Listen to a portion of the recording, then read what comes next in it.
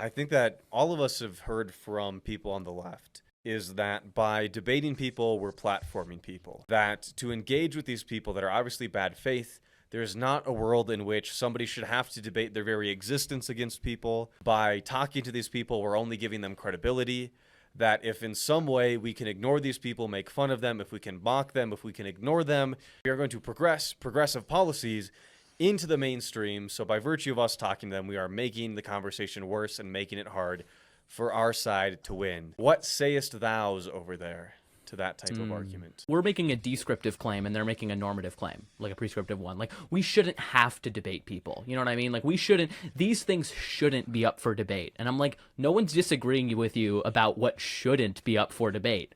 But they are. So, like, if we accept that, and we accept that fundamentally they are, like, you know, people vote on these things. Whether you want people to be able to vote on whether you have the right to marry who you love, or whether you have the right to bodily autonomy, or whether you have the right to, you know, enter spaces and not be discriminated against based on an immutable characteristic, even if we agree in the ideal world that those shouldn't be up for debate, too bad. They are. So, like, what are we going to do in the face of that? And the reality is, like, this isn't 2011 anymore. You know, this isn't, you know, politics has been completely changed by the media ecosystem. And the reality is the left is lagging super far behind. I mean, you know, like, there is not a left-wing Joe Rogan. You know what I mean? There's not someone like that who has captured the media ecosystem in the same way. And you know, not to reiterate the same things, but, like, look, like, this whole idea, I mean, I've even gotten a little bit of pushback now because I published a YouTube video on my YouTube page with, like, 5,000 subscribers responding to the debate of Charlie Kirk. People are like, why are you platforming Charlie? I'm like, Charlie was the 5th most watched stream on election night.